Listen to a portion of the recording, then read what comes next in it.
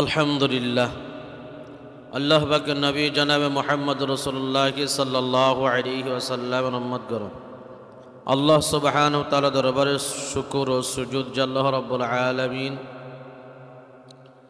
ঈদুল আজহার আগের দিন, অর্থাৎ আমাদের বাংলাদেশে আগের দিন আরব আমিরাতে যেখানে ঈদ কুরবানি শুরু হয়ে গেছে, কোরবানির দিন আল্লাহ সুবহানাহু ওয়া তাআলার দরবারে অন্য কোনো কোরবানি ব্যতীত অন্য কোনো ইবাদত আল্লাহর কাছে পছন্দনীয় নয়। যাদের আল্লাহ তাআলা সামর্থ্য দিয়েছেন তারা কোরবানি করবেন। জি, কোনটা এটা মুখের গায়ে কি হবো, শোনা যায় না। আচ্ছা, আলহামদুলিল্লাহ। আজকে ফজর থেকে তাকবীরে তাশরিক শুরু হয়েছে। আপনারা শুরু করছেন তাকবীরে তাশরিক ফজরের সময়? সবাই বলবেন, ইমাম মুসল্লি সবাই জোরে জোরে পড়বেন, সবাই পড়বে। হ্যাঁ, ফরজ নামাজে পড়ে কত জমে আলোচনা করছি না। প্রত্যেক বালক বালিকা, মহিলা পুরুষ যারা বালক বালিকা হয়েছে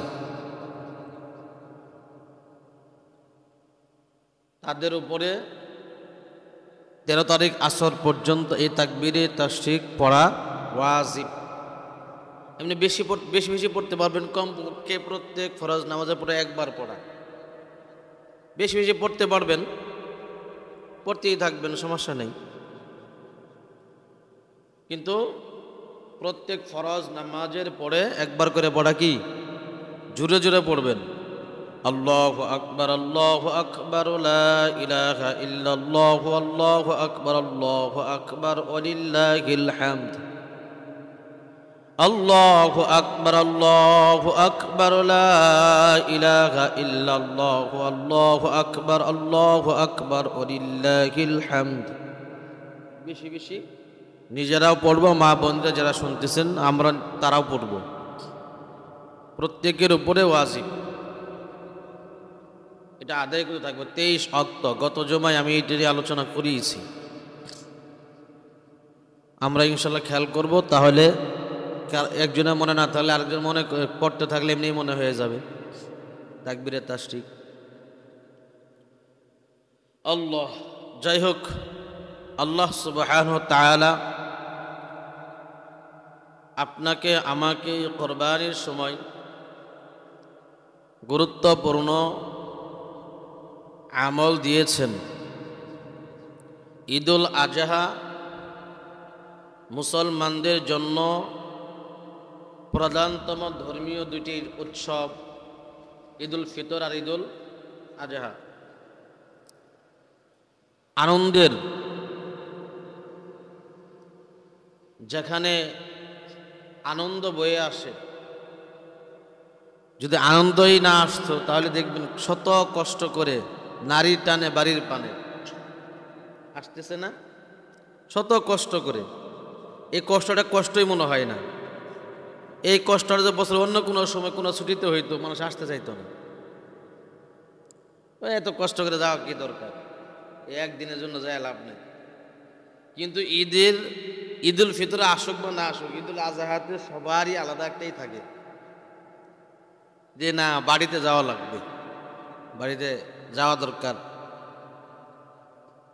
ঈদের সময় সমস্ত আত্মীয় স্বজনদের সাথে একটা মোলাকাত হয়, যার মাধ্যমে আত্মীয়তার বন্ধন আর দৃঢ় হয়। এই ঈদ খুশি অন্তরের ভিতরে একটা, দিলের ভিতরে আলাদা একটা শিহরণ সৃষ্টি করে, আনন্দ সৃষ্টি করে।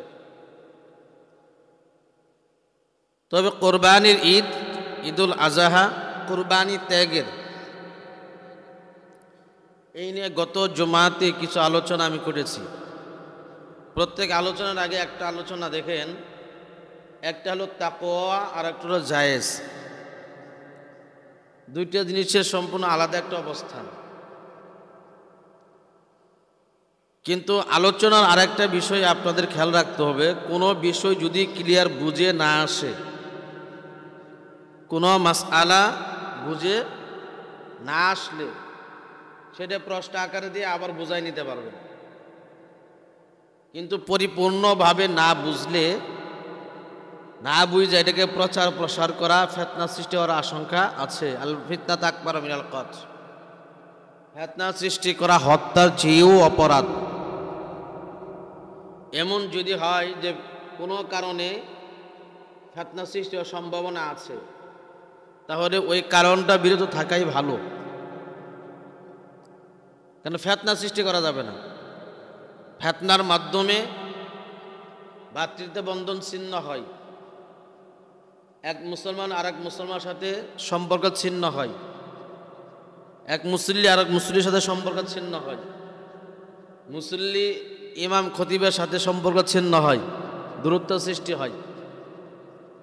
এই বিষয়গুলো থেকে আমাদের সবসময় বিরত থাকতে হবে। আর প্রত্যেকটা মাসআলা ক্লিয়ার না হওয়া পর্যন্ত প্রচার প্রসার করা যাবে না। আগে ক্লিয়ার মাসআলা জানা, বোঝার কমতি হইলে সেটা আরও ভালো করে বোঝার চেষ্টা করা। একটা আমরা মানুষ, আমাদের অনুভূতি ভিন্ন রকম। 100 মুসল্লি থাকলে, 1000 মুসল্লি থাকলে আমি একটা কথা বললে যতজন মুসল্লি তত রকমের চিন্তা। আপনি দেখবেন ওই মনে করেন একটা গরুর পাল কোন ক্ষেত নষ্ট করতেছে, একটা যা জোরে বাড়ি দিলে আর সবগুলো দৌড় দেয়, একটাই চিন্তার পরে আমার বিড়ে পড়তে পারে। কিন্তু যদি সেই জায়গায় মানুষ হয়, যারাই পীড়ন দিবেন হয় প্রতিরোধ করব, আবার কিছু দৌড় দিব, কিছু তাকায় থাকবো, কিছু দেখবো কি হইলে না হইলো, মানে দেখবেন শ্রেণী ভাগ হয়ে গেছে গা, এক একজন এক এক রকম। এটা হলো মানুষ। মানুষ খুব আজব প্রাণী। যে মানুষ একটা কথা ছেড়ে দিলে এটাকে গলায় পেঁচাইয়া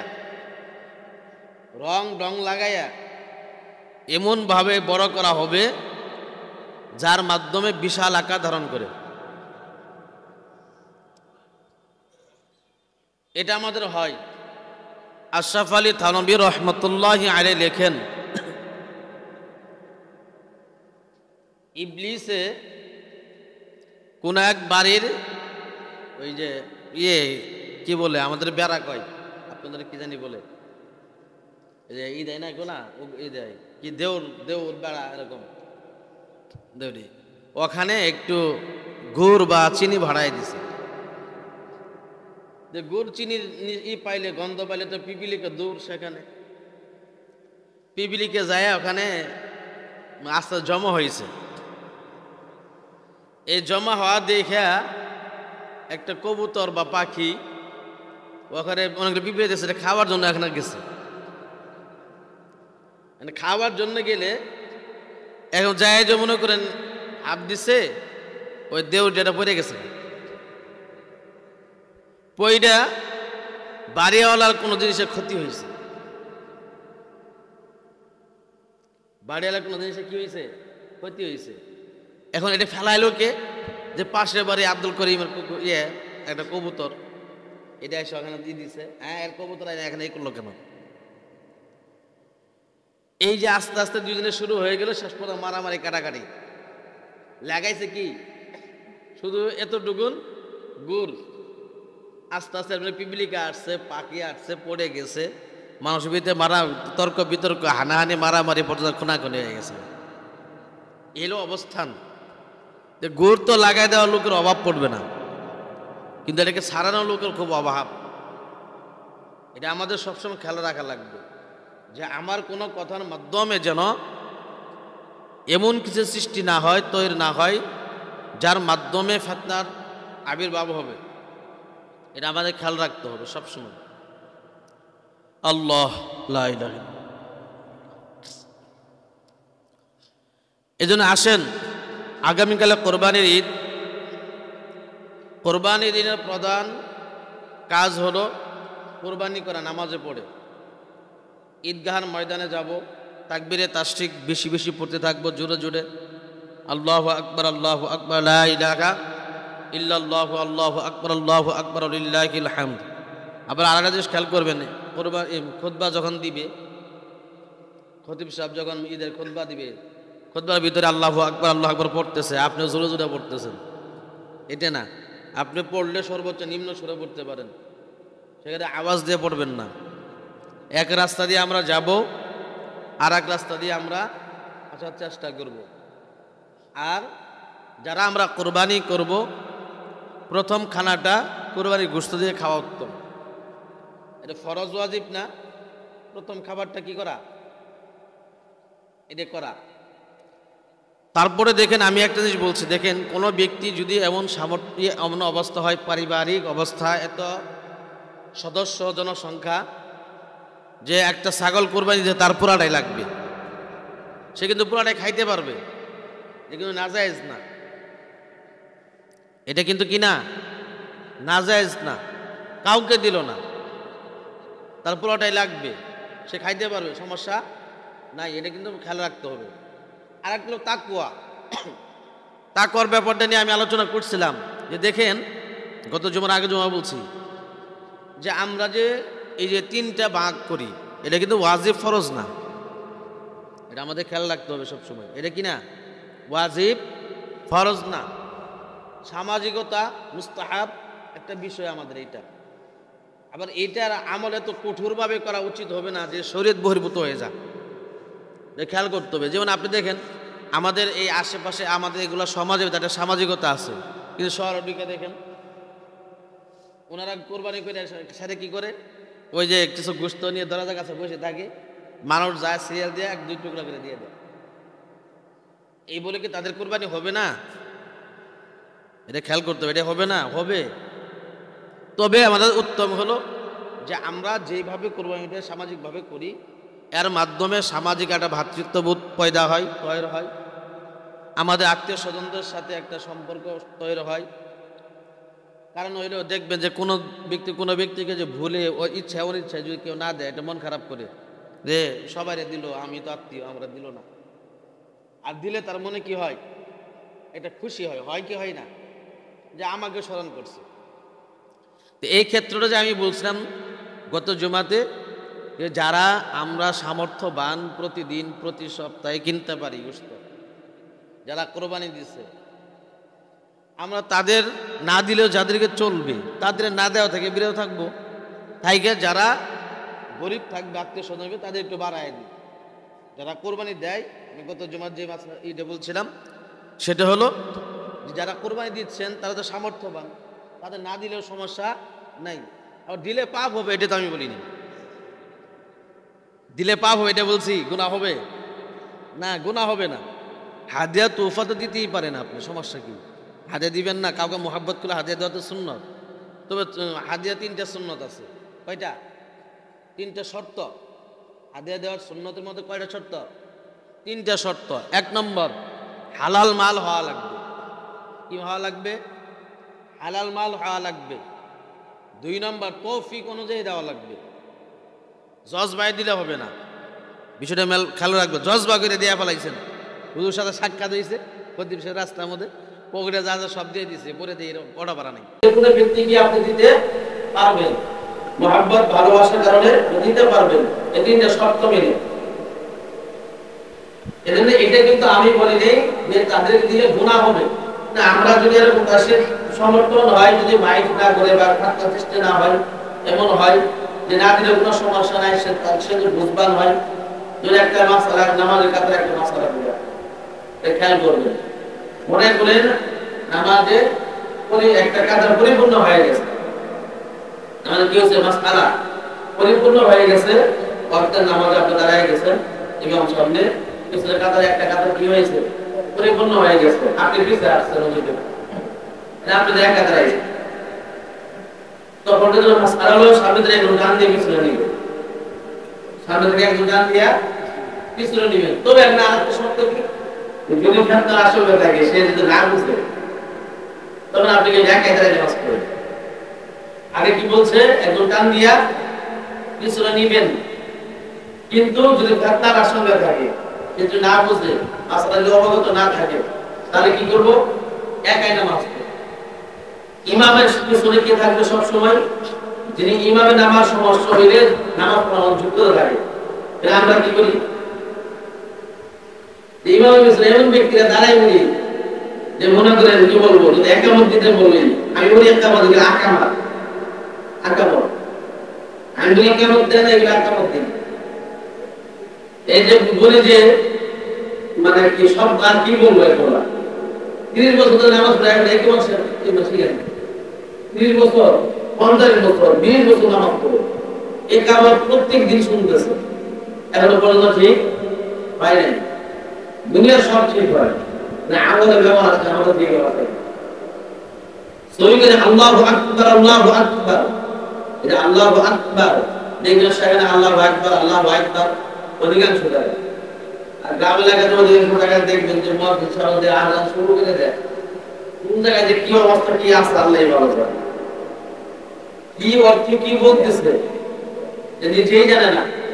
অথচ কি আমরা দৈনিক 20 বার আল্লাহ তাআলা কল্যাণে জিকির রাখেন, এবার 20 বার রাখতেছে কল্যাণে জিকির, হাইয়া আলাল ফালাহ, হাইয়া আলাল ফালাহ, আসো কল্যাণে জিকির। নামাজ পড়ে কি হবে, কল্যাণ হবে, লাভ হবে, ফায়দা হবে। পাঁচওয়াক্ত নামাজে 2 বার করে, কয়বার হইল, 10 বার। 5 ওয়াক্তে একামতে 2 বার করে, কয়বার হইল, 10 বার। দৈনিক 20 বার তাকে করে রাখি। কিন্তু এই শব্দটা হাইয়াল ফালাহ, হাইয়াল ফালাহ, হাইয়াল ফালাহ শব্দের অভাব নেই। আজ পর্যন্ত আমরা আযান শুদ্ধ করতে পারি না, আযান। অথচ বেলাল রাদিয়াল্লাহু তাআলা আনহু অবস্থা কেমন ছিল, যে জিহ্বার কারণে শিনের জায়গায় স্থির উচ্চারণ করতেন। এই জন্য সাহাবায়ে কেরাম রাদিয়াল্লাহু আনহুগণ নবীর কাছে এক উম্মিদ দায়ের করছিল, সেখানে শেষ পর্যন্ত এই বয়ান আপনাদের সামনে উপস্থিত, তিনাকে অব্যাহতি দেওয়া হয়, সুললিত কণ্ঠে সুন্দর উচ্চারণে আযান হয়। আযান হওয়ার পরেও যখন ফজরের আকাশ পরিষ্কার হচ্ছিল না, সিবিএসআর যে অবস্থা, আবারও আযান দিয়া নামাজ পড়তে হবে। এটা কবুলিয়াত শব্দ, কবুলিয়াত, কবুলিয়াত এমন একটা জিনিস, ইখলাস এমন একটা জিনিস, আপনি 10 টাকা দান করছেন, কারণ এই 10 টাকার জন্য আল্লাহ 70 গুণ সওয়াব দিবেন বা 100 গুণ দিবেন। 10 টাকা দান করলে, 1 টাকা দান করলে 10 গুণ সওয়াব, 1 টাকা দান করলে কয় গুণ, 10 গুণ সওয়াব। কেউ 1 টাকা দান করছে 100 গুণ সওয়াব পাইছে, কেউ 1 টাকা দান করছে 700 গুণ, 1000 গুণ, 7000 গুণ, 7 লক্ষ, 7 কোটি। আল্লাহ কি বলেন, আল্লাহু ইউদাইফু লিমান ইয়াশা, আল্লাহ ইচ্ছে করলে এক চাইতেও আরো বেশি দিতে পারে। কেন ইমাম গাযযালী রাহমাতুল্লাহ কি বলেন, আন্নাসু কুমুহাকিল আলিমুন ওয়াল আলিমুনা কুমুহাকিল আমিলুন ওয়াল আমিলুনা কুমুহাকিল মুখলিসুন ওয়াল মুখলিসুন আলা ফাদলিন আযীম। সমস্ত আম যারা, তারা ধ্বংসের অন্তর্ভুক্ত, আলেম ছাড়া। কি বলছে, আলেম ছাড়া আমরা মনে করবো যে আমরা আলেম নেই, আমরা সবাই ধ্বংস না, বিষয়টা এরকম না। এখানে বিষয়টি হলো যে যে আমল ফরজ, যে আমল ফরজ তার মাসআলা জানা ফরজ, নামাজ ফরজ তার মাসআলা জানা কি ফরজ, হজ ফরজ তার মাসআলা জানা, যাকাত ফরজ তার মাসআলা জানা, রোজা ফরজ তার মাসআলা জানা ফরজ, যে আমল ফরজ তার মাসআলা জানা ফরজ। এই যে নামাজের মাসআলা জানলে আপনি নামাজ পড়তে আলেম হয়ে গেলেন। আলেম হতে তো জানা, একদম কি হয়ে গেলেন, আলেম হয়ে গেলেন। এটা যে আমল ওয়াজিব তার মাসআলা জানা ওয়াজিব, যে আমল সুন্নাত তার মাসআলা জানা সুন্নাত, যে আমল মুস্তাহাব বা নফল তার মাসআলা জানা ওই পর্যায়ে, এটা একটা আমল। ঠিক আপনি আলেম হয়ে গেছেন, কিন্তু এখন আমল করেন না, তো আলেম হলেই হবে না, কি লাগবে, আমল লাগবে। আমল আমল আবার আমল করছেন ভরপুর, কি নাই, ইখলাস। আমল কি হয়েছে? ভরপুর। বাইজিদ বুস্তামি রহমাতুল্লাহি আলাইহি তিনি ইন্তিকালের পরে তিনাকে আল্লাহ তাআলা জিজ্ঞাসা করতেছেন, বাইজিদ তুমি এমন একটা আমল আমার দরবারে পেশ করো যার ভিতরে কোনো খাত নেই, কি নাই, কোনো খাত নেই, কোনো ত্রুটি বিচ্যুতি কিচ্ছু নাই, এমন একটা আমল আমার দরবারে পেশ করো। বাইজিদ বুস্তামি রহমাতুল্লাহি আলাইহি চিন্তা করেন, আমাদের তাকায় দেখে খাত পাওয়া যায়, রোজায় খাত পাওয়া যায়, যাকাতে খাত পাওয়া যায়, ওয়াজে খাত পাওয়া যায়, পর্দায় খাত পাওয়া যায়, বিভিন্ন আমল দিকে তাকায় দেখে খাত পাওয়া যায়।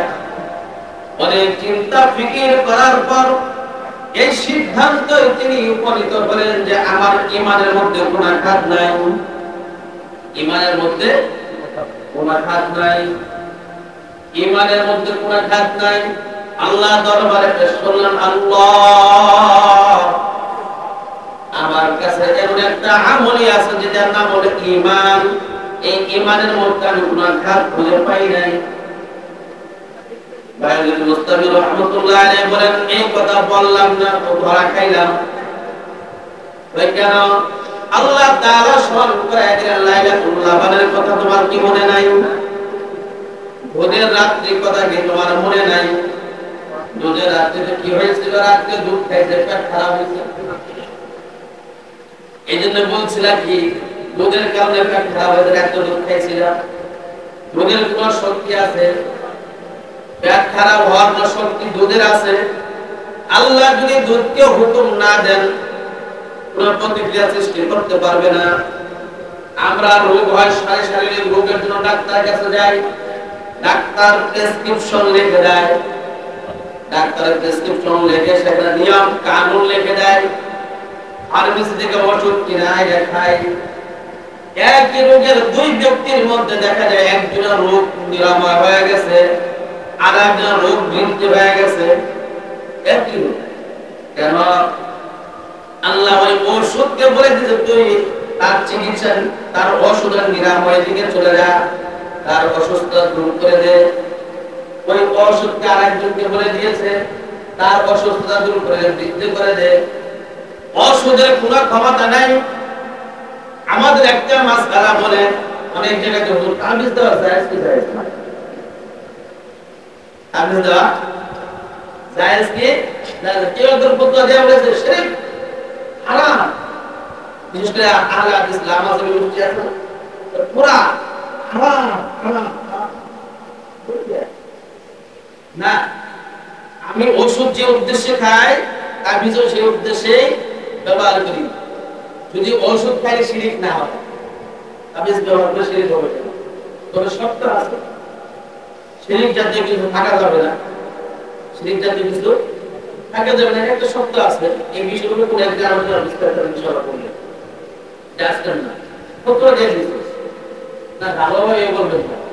ডাক্তার কোনদিন বলে না এই ওষুধটা আপনার খুব ভালো হবেই, এরকম কেন নিজে কোনো ডাক্তারে বলে না। একটা আছে চিকিৎসা করে অনেক কোনো সব বলে যে আমি ইনজেকশন দিলাম, আপনার বলুন আপনার পশু এই ট্যাবলেট দিলাম, এই ভিটামিন দিলাম, এটা ভালো হয়ে যাবে। এটা কেউ বলে না ভালো হতে পারে।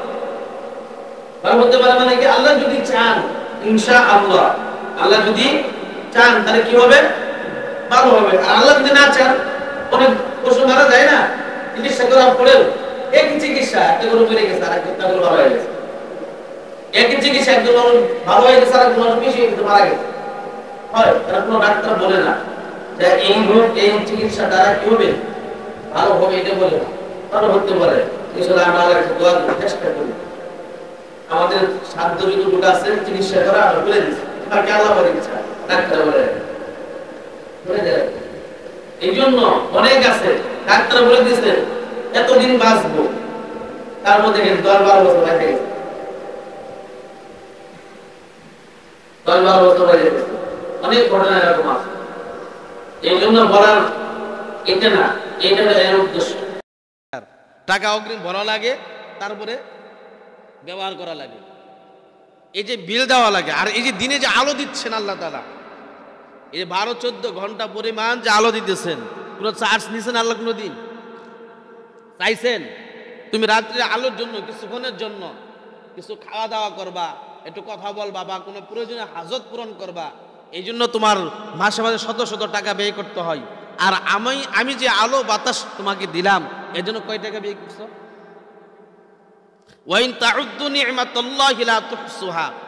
আল্লাহ তাআলা যেই পরিমাণ নিয়ামত আপনাকে আমাকে দান করছেন, এই নিয়ামতের শুকরিয়া যদি কিয়ামত পর্যন্ত আদায় করি, শেষ হওয়া সম্ভাবনা নাই। আমরা হিসাব দিয়া কেউ জান্নাতে যাব এটা সম্ভব না। যে আমল করি আমাদের আমল তাকায় দেখি,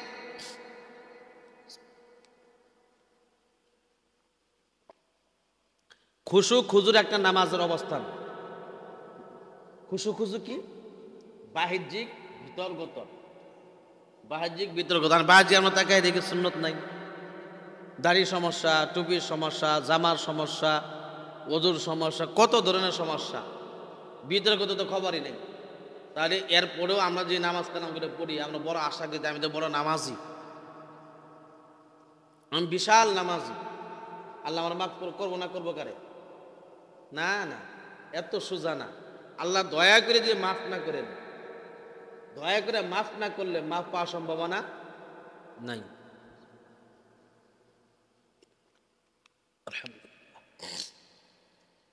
এই জন্য আসেন, যেই উদ্দেশ্য নিয়ে আমি কথা বলছিলাম মৌলিক, যে একটা হলো তাকওয়া। ইমাম গাজ্জালী রাহমাতুল্লাহ কি বলেন? যে সমস্ত আম ধ্বংসের ভিতরে অন্তর্ভুক্ত, আলেম ছাড়া, আলেমরা ধ্বংসের ভিতরে অন্তর্ভুক্ত, আমল ছাড়া আমলও কি হবে? ধ্বংস। সে যদি ইখলাস না থাকে, তাহলে ইখলাস পয়দা করে। আমাদের প্রত্যেকটা আমলের মধ্যে ইখলাস পয়দা করতে হবে। যে আমলই আপনি করি না কেন, আনতা আবুদাল্লাহ কাআন্নাকা তারাহু ফাইন লাম তাকুন তারাহু ফাইন্নাহু ইয়ারাক।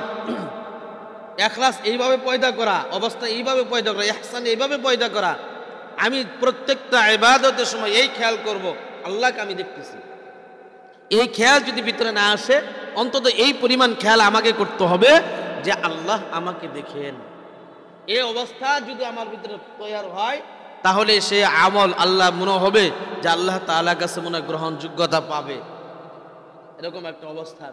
কিন্তু আল্লাহ তাআলার দরবারে দয়া ছাড়া, মায়া মেহেরবানি ছাড়া, রহম ছাড়া আমরা নাজাত পাবো বহু দূরের কথা। যেই পরিমাণ নাফরমানি আমরা করি, মসজিদে আসলে তো আল্লাহু আকবার বড় বুজুর্গ হয়ে যায়, মসজিদ থেকে বের হইলে আমাদের অন্যায় অবিচার কথাবার্তা চাল চলনে মনে হয় যে আমরা, কোন এক বুজুর্গ বলছিল যে সাহাবায়ে কেরাম রাদিয়াল্লাহু তাআলা আনহুমগণ যদি আমাদেরকে দেখতেন তাহলে বলতেন যে এটা কাফিরের দল। আমরা তাদের দেখলে বলতাম এটা তো পাগলের দল। তারা এমন ভাবে কথা মানছে। বাইরে কি হয়েছে? ওই আওয়াজ আসলে তো সমস্যা, একটু আস্তে ধীরে কথা বলবো আমরা। বাইরে যারা আছে একটু আস্তে কথা বলবো, জোরে বললে এখানে আওয়াজের ব্যাঘাত ঘটে। এই জন্য আসেন, আলহামদুলিল্লাহ আমি গত জুমার কিছু আলোচনার পুনরাবৃত্তি করতে চাই। এর ভিতরে একটা আলোচনা আগে ভিন্নতা করি। দেখেন, কোরবানির ভিতরে কয়েকটা প্রকার। একটা প্রকার হলো মান্নতের কোরবানি। কিসের কোরবানি? মান্নতের কোরবানি। এই নিয়ে আলোচনা গত জুমায় আমি করি নাই। আরগুলা কিছু সময় হলে ওইটুকু আলোচনা কিছু কিছু করবো, কিন্তু এই বিষয়ের উপরে ভালো করে খেয়াল করবো। মান্নতের কোরবানি কাকে বলে? মান্নতের কোরবানি হলো যে মনে করেন কোনো ব্যক্তির একজন সন্তান জন্ম হবে, বা কেউ অসুস্থ হয়েছে, বা গরুটা মরে যাইতেছে, যাবার অবস্থা, এরকম হয় না? তখন কি করে, আল্লাহ তুমি যে গরুটা বাঁচায় রাখো, তাহলে এটা কি করবো? কোরবানি করবো। ওই যে বুঝেন না, আমি একদম বলছিলাম না, এক বুড়ি ছাগলের বাচ্চা হয় না, খুব কষ্ট হইতেছে, নিয়ত করে ফেলাইছে, আয় আল্লাহ তুমি যদি আমার ছাগলের বাচ্চা সহি সালামতে প্রসব হয়, তাহলে একজন হাতিকে আমি করবো, সদকা করে দিব। বাচ্চা হবে কার? ছাগলের। সদকা করবো কি? হাতি। হুস নাই, আর কয়ে ফেলাইছে। আর অবস্থা এমন, কয়েকদিন পরে বুড়ি স্বপ্নে দেয়, এই কি ব্যাপার হাতি দিলি না? আল্লাহ মাফ চাই। তখন তো আমার জন্য খেয়াল দেওয়া ছিল না, কষ্ট দিয়ে স্থির থাকতে পারি, কয়ে ফেলাইছে জমান দিয়ে, আল্লাহ তুমি মাফ করে দাও। এরকম আল্লাহ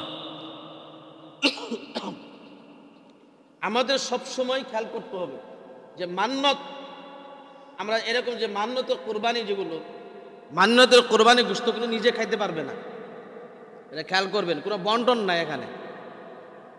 এই যে আমরা সাধারণত কোরবানি করে বন্টন করি, আত্মীয় স্বজন দেই, সামাজিকভাবে গরিব দুঃখীদেরকে দেই, নিজের জন্য রাখি, মান্নাতে কোরবানি কোনো বন্টন নাই। কিন্তু মান্নাতে কোরবানির সম্পূর্ণ, মান্নাতের কোরবানির সম্পূর্ণ হলো গরিব, এতিম, মুসাফির, এদের হক, তাদেরকেই দিতে হবে। আমরা ধনী ব্যক্তিরাও দিতে পারবেন না। বিষয়টা খেয়াল রাখতে হবে। মান্নাতের কোরবানি, মান্নত করছেন, গরুটা মরে যাইতেছে, মান্নত করে বেড়েছে, ভালো হয়ে গেছে গা, পরে কোরবানি দিয়েছেন, নিজেরা খুব রস কষ করে খাইতেছেন, আবার মজুদ করতেছেন, এটা করতে পারবেন না আপনি, কোনো ক্রমেই না। এটা আপনার জন্য না, এটা খেয়াল করতে হবে। বা কোনো বিষয়ের উপরে মান্নত করছেন, এটা এই যদি সফল হয় তাহলে আমি এবার কোরবানি করব, এটা করছেন, এটা একটা। আর একটা হলো এরাদা, এটার একটা বিষয় আছে। এরাদা কি? যে দেখেন আপনি একটা গরু কিনছেন, আল্লাহ যদি তৌফিক দেয় এটা একটু বিয়েন ফেন দিবে, বাচ্চা কাচ্চা হবে, বড় হইলে আল্লাহ শেষ মুহূর্তে আবার এটা আল্লাহর রাস্তায় কোরবানি দিয়ে দিবে, এটা আলাদা। এটা অনেকে নিয়ত থাকে না, এটা গরু কেনার সময় যে আল্লাহ এটা দিয়ে যদি একটু আয় উন্নতি হয় তারপরে আল্লাহ রাস্তায় আবার কি করে দিব কিছু, এটি কইরা এটা কেন। আবার সদগার কি, যদি মান্যত কোরবানি ওর থেকে যদি বাচ্চাও আসে, এটাও তো আপনি রাখতে পারবেন না। আর এটা তো আপনি নিয়ে দিয়ে করছেন এইভাবে লালন পালন করে, সে কি করবেন, এটা ভিন্ন রকম, এটা খাইতে পারবেন, সমস্যা নেই। কিন্তু যেটা মান্যতের হবে সেই গোশত নিজেরা খাইতে পারবো না, এটা ভালো করে খেয়াল করবো। এরকম যদি মান্যত কোরবানি থাকে সেটা আমরা খেয়াল করব যে এই বিষয়গুলো আমরা রাখবো। আরেকটা জিনিস ছিল যে হ্যাঁ মরে গেলে তো শেষ, কোনটা যেটা মান্যতের কি বলছে, যেটা বাইসে থাকে, শর্ত লাগাইছে তো এখানে। যদি কোরবানি কি বিষয়টা আমরা খেয়াল করতে হবে না, কোরবানি দিব, কোরবানি একটা সময় সাপেক্ষ বিষয় আছে, ওই সময়ের মধ্যে একটা অবস্থা হওয়া লাগবে। হওয়ার পরে যদি হয়ে এই জায়গা যদি তারপরে বাইসে মরে গেছে গা, শর্ত তো লাগাইছিল যে এটা যদি বাইসে থাকে, মানে অর্থাৎ কোরবানির সময় যদি আমি কোরবানি দিবার পাই, ঠিক আছে, 10 বছর পালার পরে ওইটা যেটা এরাদা, যেটা সামর্থ্য থাকলে সে দিবে।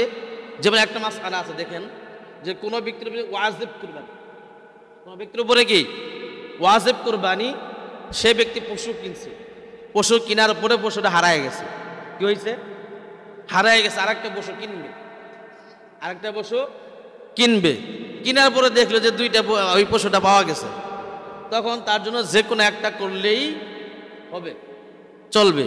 আবার কোনো ব্যক্তির উপরে ওয়াজিব হয় না, ওয়াজিব নিজে বানায় নিছে, বুঝেন নাই, ওয়াজিব হয় না, ওয়াজিব নিজে বানায় নিছে, বুঝেন না, দিমই কোরবানি বানায় নিছে, দিতেই হবে, বানায় নিয়ে কোরবানির পশু সে ক্রয় করছে, পশুটা হারায় গেছে, আরেকটা পশু তার জন্য কিনতে হবে, কিনছেও, কেনার পরে দুইটা পশু, দুইটাকেই কোরবানি করা লাগবে, এটা তার জন্য কাফারা।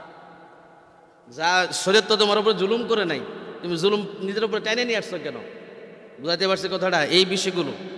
এই জন্য আল্লাহ মানে সীমা লঙ্ঘন করা যাবে না, আপনাকে যেই পরিমাণ সামর্থ্য আল্লাহ দিচ্ছেন সেই পরিমাণের মধ্যে আপনি করেন, এটা আপনাকে খেয়াল করতে হবে।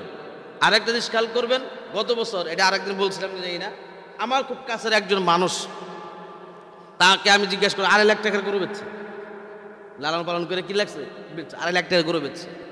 আমি তারে বললাম যে ভাই কোরবানি দিবেন না, কোরবানি ওয়াজিব হয় নাই, কি হয় নাই, কোরবানি ওয়াজিব হয় নাই, গরু যে বিক্রি করলেন 2.5 লাখ টাকা, কই এটা তো সব টাকা আমার না, কার টাকা, তো ওর দেখ আপনার ভাবির, ওর দেখ আমার, তার দুইজনের উপরে কোরবানি ওয়াজিব হয়েছে, দুইজনের উপরে কি হয়েছে, কোরবানি ওয়াজিব হয়েছে। কারণ মাসআলা তো এটা আলোচনা করছি না, কোনো গরিব এতিম মানে যদি নাবালক হয় এটা ভিন্ন কথা, নাবালক তো কোরবানি ওয়াজিব হয় না। যদি জ্ঞানবান এমন হয় যে চামড়ার টাকা তুলতে তুলতে 3 দিনের মধ্যে, 3 দিনের মধ্যে কি হয়েছে, কোরবানি দেওয়ার মতো সময় আছে হাতে, এই পরিমাণ সময়ের মধ্যে যদি সে নেশাবের মালিক হয়ে যায়, তার উপরে কোরবানি দেওয়া ওয়াজিব। যাকাতের বিধান যেমন 1 বছর থাকা লাগে, নেশাব হওয়া লাগে, বছর পুরা হওয়া লাগে, কোরবানির জন্য এটা তৎপর। কোরবানির জন্য যদি আপনি ঈদের দিন স্বাবলম্বী হয়েছেন, ঈদের দিনই, পরের দিন হয়েছেন পরের দিন, তৃতীয় দিন হয়েছেন তৃতীয় দিন, কোরবানির জন্য। যাকাতের জন্য শর্ত হইল নেশাব হওয়া, 1 বছর আপনি মালিকানা দিন থাকা পূর্ণ হওয়া, যাকাতের শর্ত আছে, কোরবানির এটা কিন্তু সেই শর্ত না, এটা আমরা খেয়াল করবেন। এখন আসেন, এই যে আমরা সামাজিকতার যে বিষয়গুলো আপনি নিয়ে বলছি গত জমাতে আলোচনা, এর ভিতরে সবসময় আমি একটা জিনিস বলছি, দেখেন তাকওয়া একটা বিষয়, জায়েজ একটা বিষয়। শুরু তো বলছে আজকে বয়ানে যে কোনো ব্যক্তি যদি সামর্থ্য এমন হয়, পরিবারের সদস্য এমন হয় যে বেশি পরিমাণ, যেই পরিমাণ কোরবানি দিচ্ছে এই পরিমাণ তার একাই লাগবে, সে খাইতে পারবে, এটা জায়েজ আছে। বুঝাইতে পারছে কথাটা? এটা কি আছে? জায়েজ আছে। কিন্তু তাকওয়ার একটা সহানুভূতির একটা আত্মীয়তা বন্ধন নিয়ে দৃঢ় করার যে একটা মাধ্যম, আমরা 3 বন্টন কইরা আমরা এটাকে কি করব, গরিব দুঃখীদের 1 বন্টন দিয়ে দিলাম, আমরা আত্মীয় স্বজনের ভিতরে যারা গরিব আছে তাদেরকে আমরা দিয়ে দিলাম, এটা আমরা করব। এটা যাদের আমাদের সামর্থ্য আছে। এটাও আমি বলছি, দেখেন কোরবানি তো আত্মত্যাগ, কোরবানি আত্মত্যাগ। আপনি প্রতি সপ্তাহে প্রতিদিন গোশত কিনা খাইতে পারেন। আপনার পাশে বা আত্মীয় স্বজনদের মধ্যে এমন ব্যক্তি আছেন, সমাজে এখনো আছেন, যারা গত বছর কুরবানিতে গোশত খাইছেন, আবার এই বছর কুরবানিতে খাবেন। তাহলে আমি যেহেতু সবসময় বেশি খাইতে পারি, আমার অংশটা কমাই দিই। আপনি তো মজুত করতেই পারবেন, জায়েজ আছে। বুঝাইতে পারছি না কথাটা? এটা বলছি বারবার, জায়েজ আছে। কিন্তু ত্যাগ করেন, একটু কি করেন, আত্মত্যাগ করেন, যে আমি একটু কম রাইখা তাদের একটু বেশি বাড়ায় দিই। তারা যেন 2-4 দিন খাইতে পারে, তার জন্য একটা তৃপ্তি সহকারে খাইতে পারে। এমন না আপনি যে গোশত নিয়ে আসছে সদস্য সংখ্যা 10 জন, কয় পিস করে পরিবার তৃপ্তি পাবো, সেই জায়গাতে আমি একটু কি করি, বাড়ায় দেই। সেটা হলো ওয়ার একটা বিষয়, সহানুভূতির একটা বিষয়। আর যদি আপনি খায় ফেলেন, না যায় না, তো সেই বিষয়গুলো আমাদের মাথায় সব সময় রাখতে হবে, এই বিষয়গুলো। আরেকটা মাসআলাগত সমাজ এতে জিজ্ঞাসা করা হয়েছিল, এই পারিশ্রমিক যে বিষয়টা, এটা হলো যারা ব্যক্তিগত যে পারিশ্রমিকটা করে এটার জন্য আর ওটার জন্য ওটা ঠিক আছে, আপনারা যেটা করছেন সামাজিকভাবে ওটা ঠিক আছে, সমস্যা নাই। আর যেটা আমরা নিজেরা গরু কাটাই নেই, নিজেরা যে গরুগুলো কোরবানি করার পরে কি করি, কাটাই নেই, কত সময় মনে আছে তো মশলাটা, যারা আমরা নিজেরা কাটা দিই, ওই পশু থেকে আমরা পারিশ্রমিক দিতে পারবো, ওখানে পারিশ্রমিক আমাদের আলাদা দিতে হবে। তবে যদি যাওয়ার সময় আপনি যারা কাইটে দিল 1 কেজি করে গোশত ধরাই দিলেন, এটা পারিশ্রমিক হিসেবে না, কি না, পারিশ্রমিক হিসেবে না। সাধারণ যেমন আপনি গরিব দুঃখীকে দেন, আত্মীয় স্বজনকে দেন, সেই হিসেবে কি করলেন, আপনি দিলেন, এটা কোনো সমস্যা নাই, কোনো সমস্যা হবে না, কুরবানি কোনো ক্ষতিও হবে না, আপনি দিতে পারবেন। কিন্তু গরু থেকে কোনো প্রকার পারিশ্রমিক দেওয়া যাবে না। বুঝাইতে পারছে কথাটা? এবার আসেন চামড়া বিষয়টা হলো, আপনি যদি চামড়া নিজে শোধন করে ব্যবহার করতে পারেন, সমস্যা নেই। আপনি পোশাক বানাইতে পারেন, জুতা বানাইতে পারেন, নিজে তৈরি করতে পারেন, তৈরি করছেন, হ্যাঁ, এরকম তৈরি করে আপনি জায়নামাজ বানাইছেন, শোধন করে এটা আপনি ব্যবহার করতে পারবেন। কিন্তু যখন আপনি এটা বিক্রি করে দিবেন, তখন আপনি আর এটা ব্যবহার করতে পারবেন না। এটা যারা প্রাপ্য তাদের হক হয়ে যাবে, তাদের মাঝখানে বিলাইয়া দিতে হবে, বিষয়টা খেয়াল রাখতে হবে। অতএব আমরা যারা কুরবানি দিব, কোরবানির সময় কোরবানির শর্তগুলো মেনে কোরবানির জন্য আমরা প্রস্তুত হব। যদি আমাদের কোনো প্রকার